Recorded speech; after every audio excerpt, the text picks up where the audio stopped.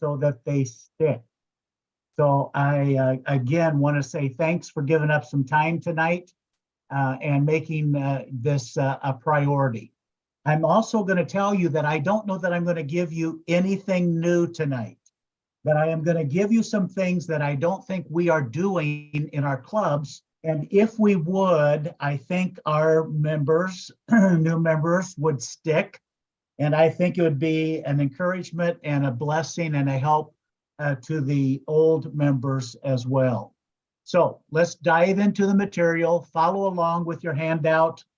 If you'll do that, anytime there's a blank line, there's something to add as we go through this. And at the end of the handout is my email. It'll be on the screen as well. If you have any questions that I can help you with, please email me those questions, and I'll do my best to give you an answer that would be beneficial and helpful. The question that we need to start with, well, before we do that, there's going to be a series of PSAs that are going to be shown and have been prepared. And so be prepared for the areas of our district that are going to have those being played in your area. And hopefully that will generate some interest in Kiwanis and give us an opportunity to invite more people to Kiwanis. I have probably a hang up about this. But I'm not recruiting people to Kiwanis, I'm inviting people to Kiwanis. And when I go out and invite them to be a part of our club, that's totally different than when I'm going out and saying, well, we're here to recruit some members. And so get in the habit of maybe changing the term from recruiting to inviting. It just sounds better, it sounds nicer, and people want to be a part of something that they're invited to most of the time rather than they're recruited to. But the question is, are the members of your club stuck? And you can just think about the answer. Are you focused more on your current members or on your new members? And one more question, what would happen if you intentionally did things to glue your new members to your club, to help them stick? And I think it would make a huge difference. But if we're going to be honest, we are stuck on many things, but I want to suggest 4 things that we're stuck on. We are stuck on clicks. We have the same people sitting at the same table all the time. That happens in my club. I'm sure that happens in your club. When I go to visit a club, my goal is to sit in somebody's chair. And believe it or not, I have been asked to move before because that was their chair. We're never going to be open and welcoming if we're stuck in cliques. The second, we're stuck on bad habits. We forget the things that make a club good, not mediocre.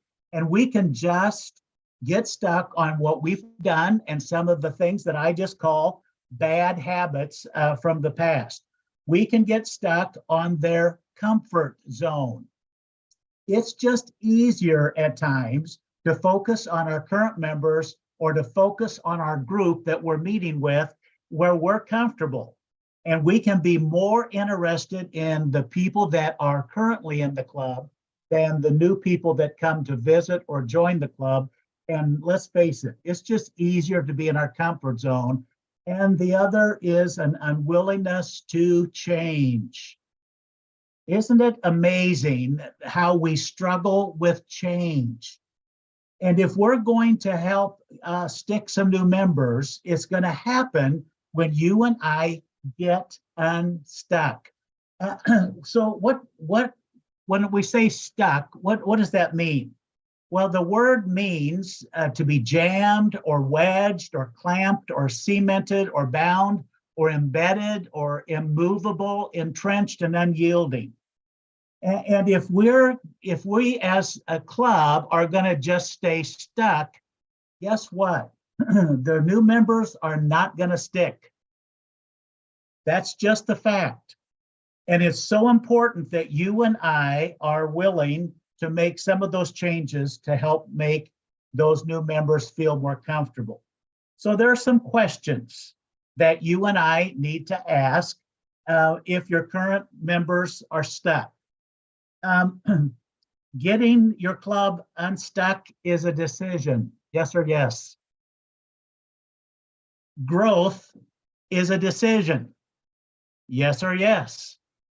Welcoming new members is a commitment. Yes or yes? Making sure the club experience is inviting. Yes or yes? Keeping members engaged is essential. And you guessed it, I'm going to say yes or yes. Because the answer to a club that wants to get unstuck and help their members stick, yes, is the answer to every one of those questions. And if you answered yes to those questions, then I want to suggest you're on your way to help your new members stick. So what does it mean to stick? What are we talking about? Well, stick means to adhere, to cleave, to cling. It means to become closely attached. It's like being glued together. And for us, these are some things that you and I are committed to do if we're going to really make our clubs healthy, and we're going to be attractive for people to join, and if we're going to continue our commitment to growth, and that commitment has some results and has some things that make a difference. So let me give you 5 sticky insights. 5 things that I want you to think about as we start talking about new members and what we can do.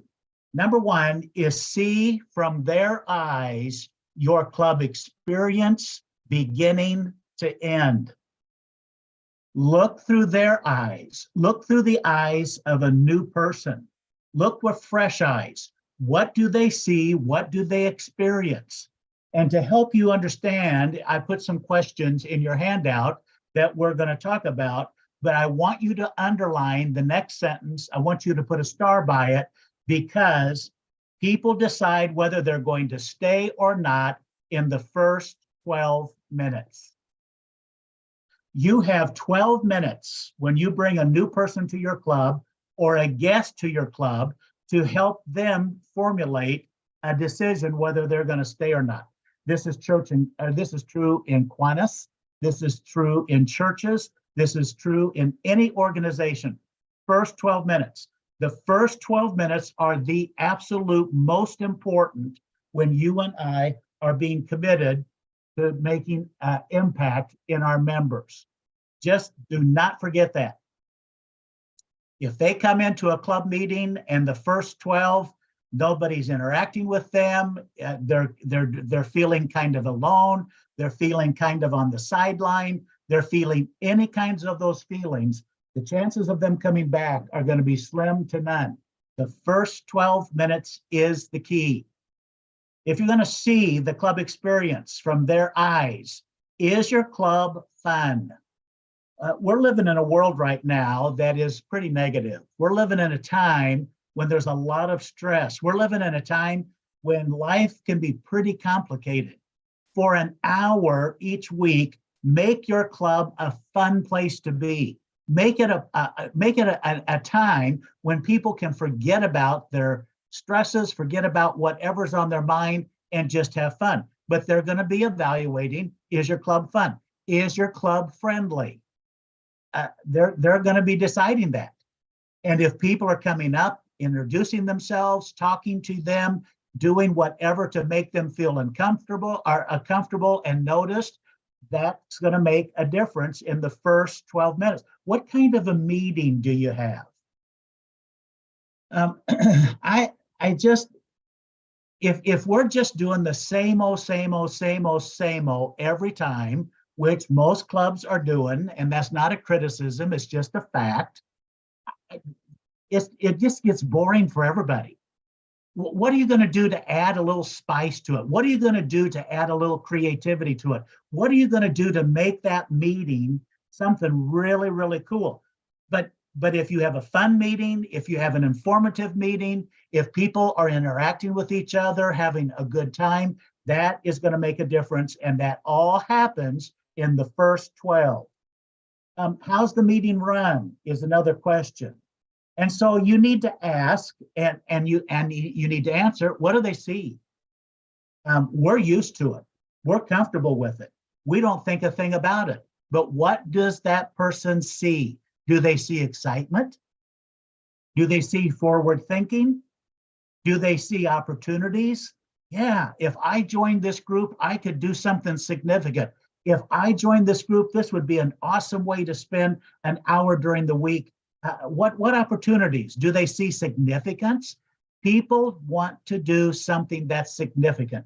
And if we're going to ever appeal to the millennials and the younger people, we are going to have to offer things of significance. They're not interested in, quote, meetings, like maybe some of us are. They're not interested in some of the things that seem to be so important, which, quite frankly, my friends, are nothing more than traditions. They want to do something of significance. And I'm going to just be honest with you. I'm to a point in my life, and I've been there for my whole life. If I'm not making a difference, and if I'm not participating in something that is significant, I'm going to find a place where I can use my talents and gifts, and that's where I'm going. I want to do something that's significant. I want to do something that lives on after I'm dead and gone, and they want to be around something that is positive. 95% of what you see, hear, and read every day is negative. If you and I are not careful, we allow that negativism to creep in, and when it does nothing but sabotage any good things that people are going to see. I had the opportunity to serve as a club president many years ago in the club that I was a part of, and we made it the negative-free zone. And for 1 hour in our town, this was the negative-free zone. And I had posters that I used in my speaking career that we used, but for 1 hour, there's no negativism. Did we succeed? Oh, kind of. Did people struggle with that? You bet, because it's just easier to talk about everything that's wrong instead of the good things that are happening. Create some kind of positivism where people are attracted and they're drawn and they want to be a part of it. And one of the ways that you can do that is practice the Mafina principle. MFINA. Every person that you see, member-wise or new member, Mafina. MMFINA, make me feel important, needed, and accepted. And if you will do whatever you can to help make that member, new member, feel important, needed, and accepted, it will make a huge difference. But my friends, it will never happen until you see from their eyes your club, beginning to end. The second thing that I'd like for you to think about is teach them the vision of Kiwanis and why your club exists. People are interested in the why. It's not necessarily what we do or how we do it. They're interested in the why. And if you want people to stick, talk about the why, not necessarily the what and the how, but talk about the why. What is the vision for your club? Why does your club exist? Our club in the town that I'm a part of put in a $35,000 playground several years ago that's handicap accessible.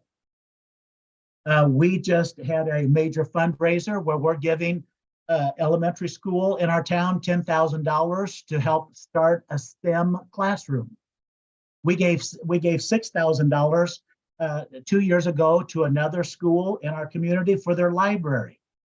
If we took that Kiwanis Club out of that town, there would be a huge gap in meeting the needs of kids. That's why we exist. We exist to make life better for the kids in our schools. We exist to help them reach their potential. And it's important that you talk about your vision. When you're going out to invite people to join your club, you can tell them, well, this is what we do. This is how we do it. And they're going to go, oh, okay. If you tell them why you're doing it, you're going to be able to probably invite them, and they're probably going to say yes way more than you just sell what we do and how we do it. Why is so important. And effectively communicating the why your club exists gives them stability. It gives them purpose. It gives them a sense of feeling.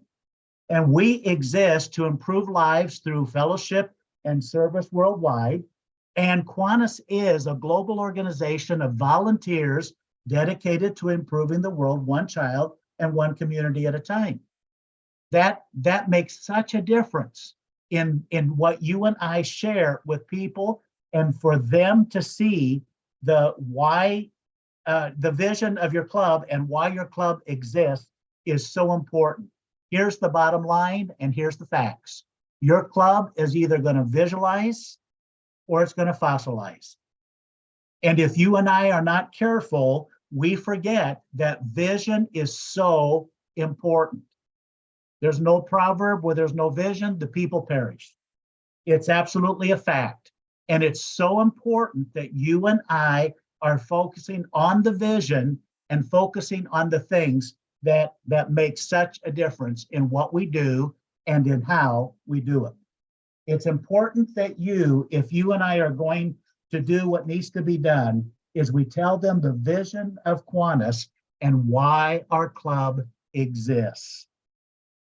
Number 3, include them in conversations, activities, planning, and service.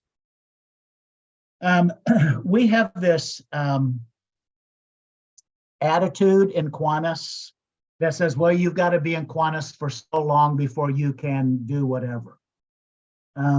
I don't agree with that, quite frankly. I want people in clubs, and I want to invite people to our club that have leadership abilities, that have creativity, that want to do something of significance. And I'm not interested in a, quote, waiting period before they can participate or before they can do. I want them to be there day one, and I want to include them day one in conversations, activities, planning, and service. It's so important that you and I understand people support what they help create. I want you to put a star by that, because you and I are going to keep more people if we allow them to be a part of a creation rather than a continuation of what we do or what we've done. It is so important that you and I do whatever we can. Put them on committees. Ask them to participate in meetings. Ask for their input.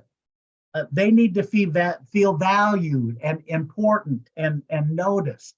And I really want to encourage all of us, if you're going to help those new members stick, get them involved in a committee, get them involved in meetings, and value their input. Now, the tradition has been, well, we'll have them be greeters. Okay, that's fine, but give them something more than greeting. Or we're going to have them do, that's fine, whatever it is. Let them do something that's important. Let them do something that is significant, and help them participate by involving them in conversations, activities, planning, and service. Number 4, check on them in between meetings. We need to do this, and we need to do this in a better way with our current members as well as our new members. It's important that you and I check in on those new members. And it's important that we do it in a variety of ways from my perspective. I want to encourage you to assign different members to check in on your new members in between meetings. It's not the same person.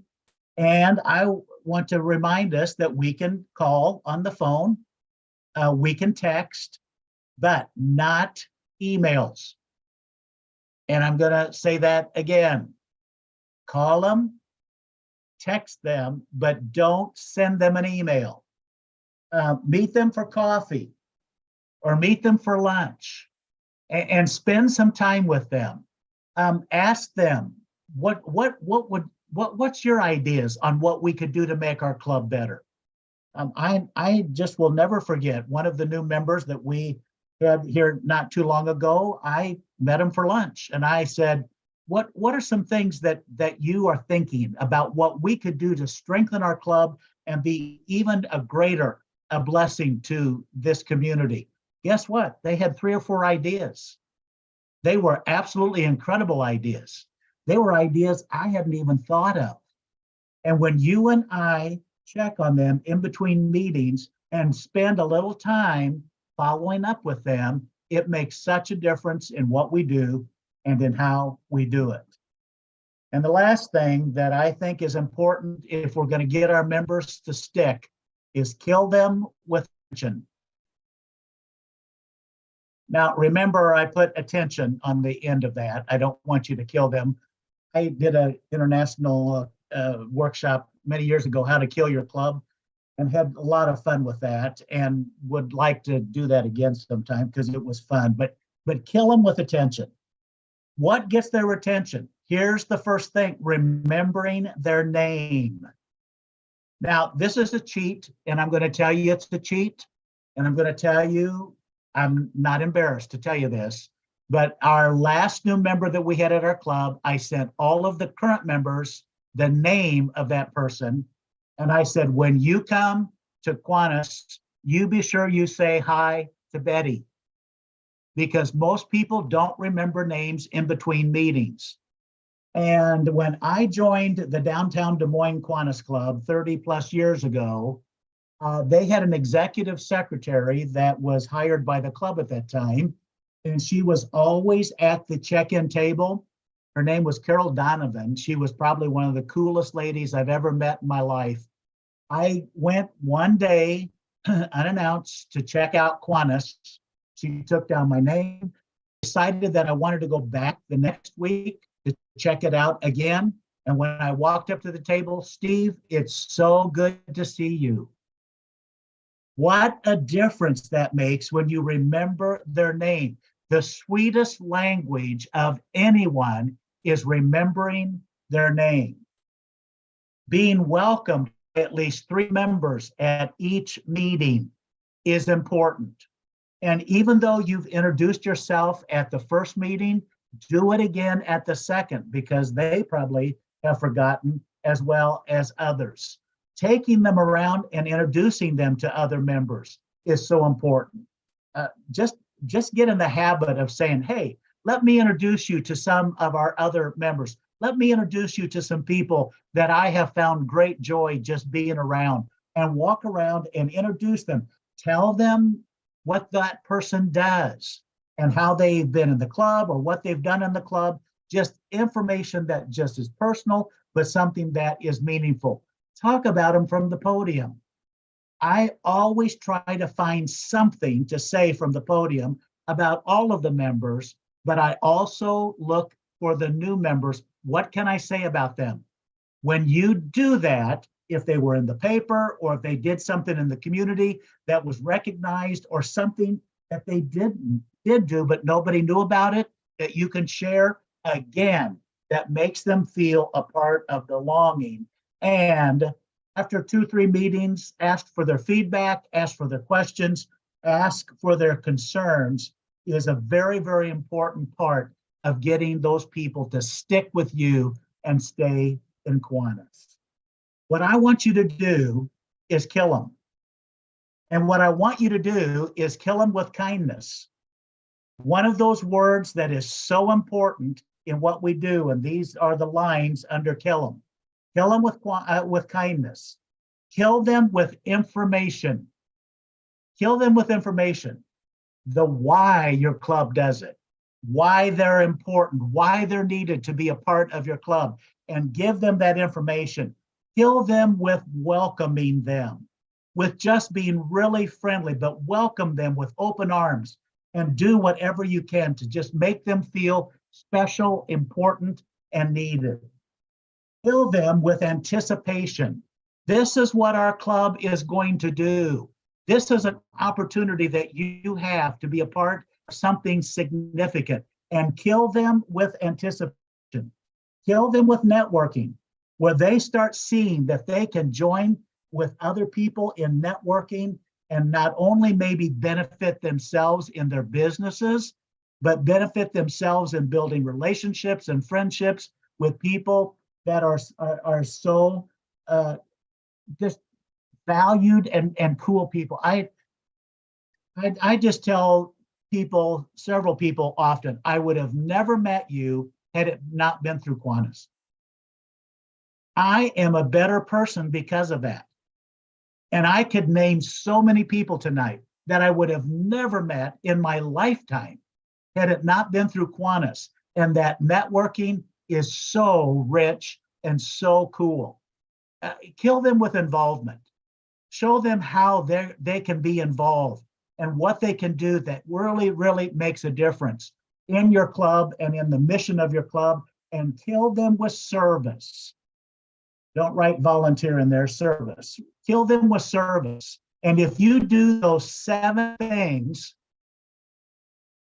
if you kill them with kindness, information, with welcomes, with anticipation, with networking, with involvement and service opportunities, you have killed them with Kiwanis. And that's what it's all about. If you and I do some simple things, and like I told you, I don't know that there's anything new, but there's things we're not doing.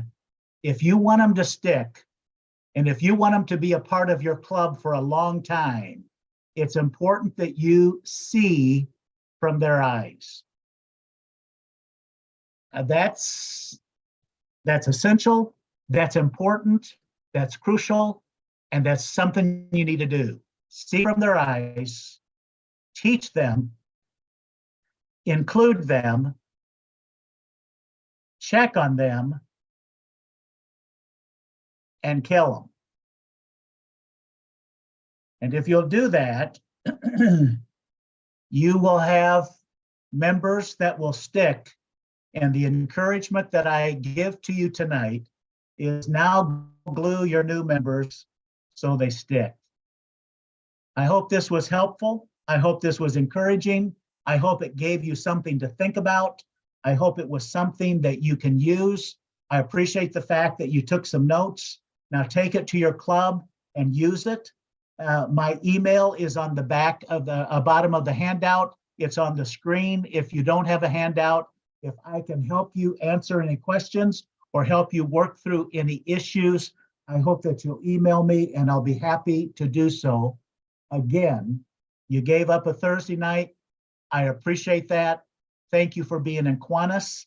Thank you for the difference that you're making. Thank you for the opportunity that we have to strengthen our clubs, to help our clubs be healthier, and to make our communities safer and healthier for kids. You and I have a great mission. Now let's go do it, and let's use the glue that makes our new members stick. Have a good evening. I thank you for being here. And as my dad used to say, go straight home. Oh, you're already home. Go to bed. That's what I'll say. Thank you for the opportunity to share with you tonight. And if I can help in any way, please ask, and we will see you later. Good night.